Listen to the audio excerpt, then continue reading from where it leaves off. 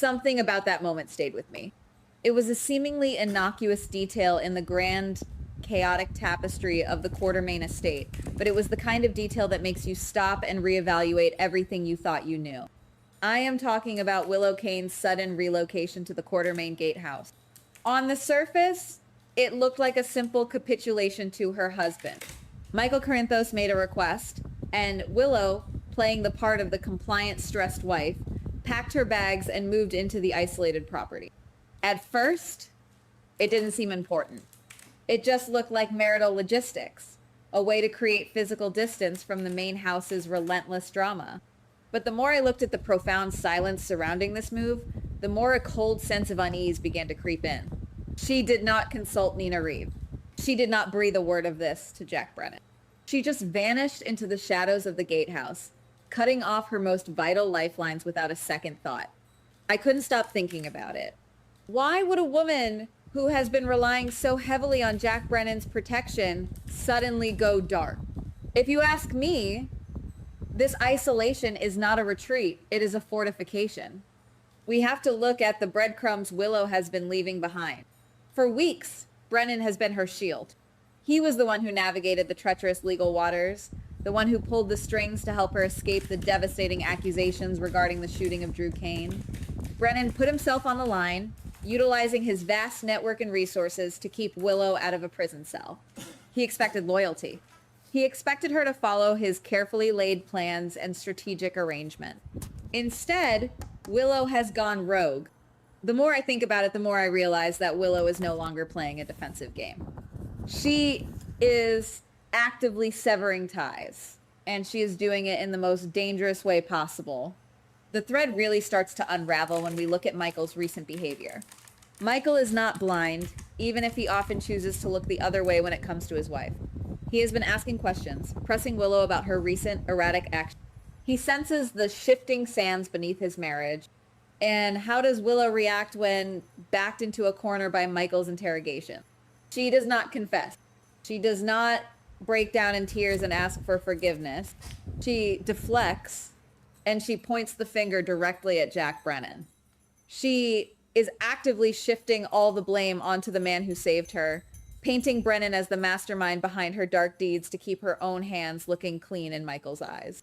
It doesn't seem accidental. It is a calculated, ruthless maneuver. Willow is using Brennan as a human shield, fully aware of the wrath it will bring down upon him. This brings us to the shadow beneath the story. There is a secondary narrative playing out here, far removed from the public eye. It is not the story of a distressed mother trying to hold her family together. It is the story of a woman who is rapidly descending into a profound, terrifying paranoia. Tracy Quartermain once compared Willow to Nell Benson, a comparison that deeply offended Willow at the time. But what if Tracy was right?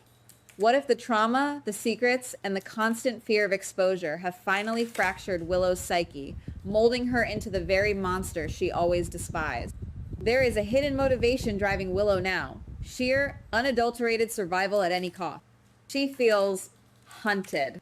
She looks at everyone, even her allies, as potential threats who could turn on her at any moment.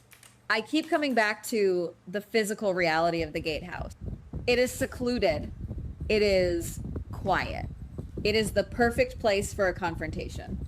When Brennan inevitably finds out that Willow has thrown him to the wolves, that she has betrayed him to Michael after everything he has done for her, he is not going to just let it go. Brennan is a man of pride and power. I can see him marching up to that gatehouse with Nina Reeves by his side, demanding answers.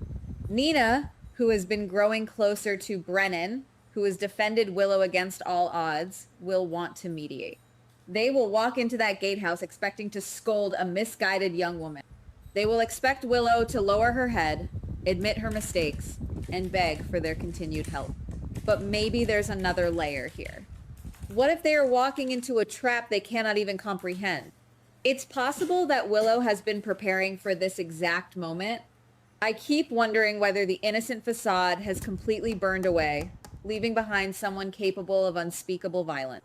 Imagine the scene. The heavy wooden doors of the gatehouse closed tight.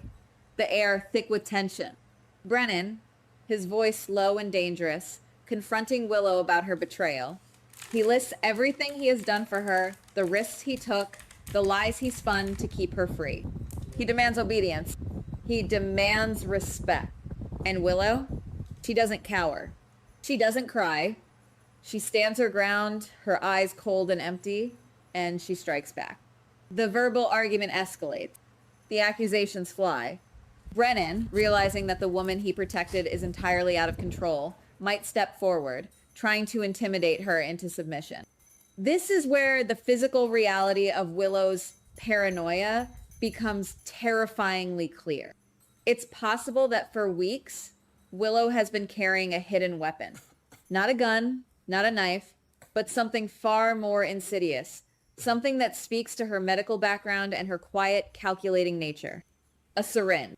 A small, easily concealed syringe filled with a lethal dose of poison. She has been keeping it in her pocket, a twisted security blanket to protect herself against a world she believes is out to get her. As the argument in the gatehouse turns into a physical struggle, as Brennan perhaps grabs her arm to force her to listen, Willow doesn't just push him away. She reaches into her pocket, a quick, desperate motion, the glint of a needle catching the dim gatehouse light. She plunges the syringe into Brennan. The shock of that moment would be absolute. Brennan, a man who has faced down international threats and dangerous criminals, brought to his knees by a poisoned needle wielded by a woman he thought he controlled. We would watch him stumble, the realization of what just happened flashing in his eyes before the toxin takes over, dragging him down into unconsciousness on the hardwood floor. The heavy thud of his body would echo in the silent room, a stark declaration that Willow Kane has crossed a line from which she can never return. What if we're missing something even darker? The immediate aftermath of Brennan's collapse would not be a moment of regret for Willow. It would be a moment of terrifying clarity.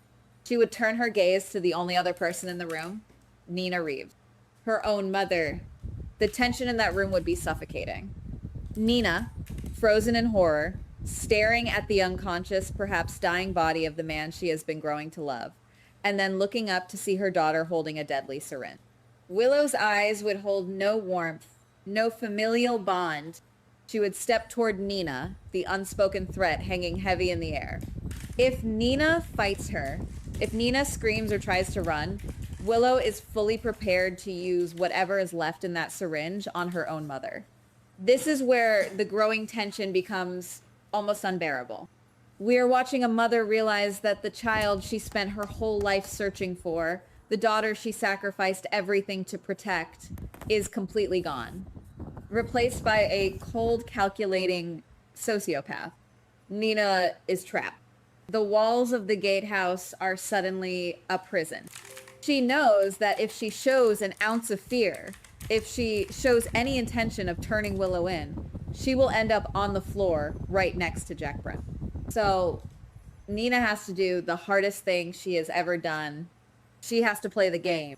She has to look into the eyes of a murderer and pretend she understands. I can see Nina taking a slow, shaky breath, forcing her voice to remain steady. She raises her hands in a placating gesture.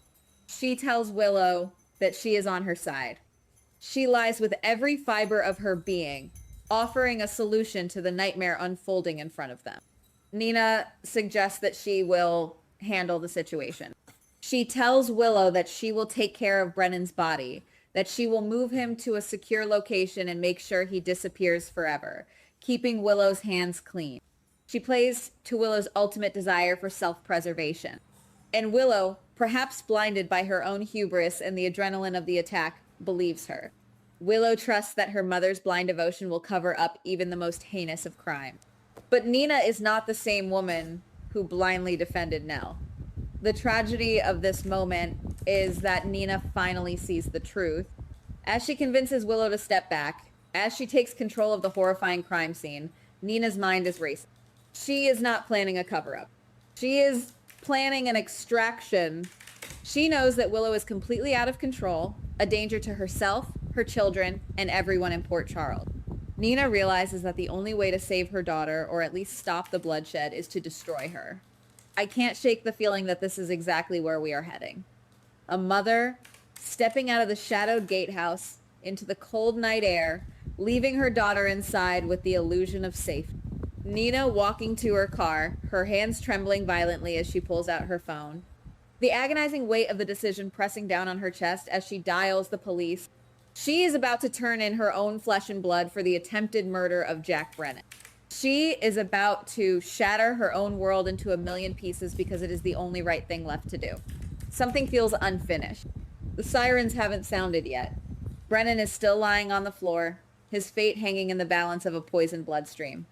Willow is sitting in the quiet of the gatehouse, entirely unaware that the walls are about to cave in on her.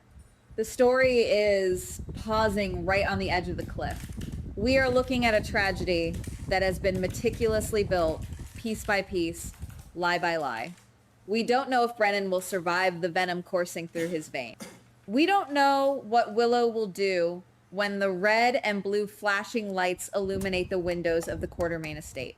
We only know that the darkness has finally consumed her, and the fallout is going to change the landscape of this town forever.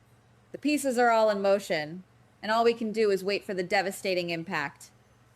Goodbye. Please like, subscribe, and comment on the GH Spoilers Daily channel.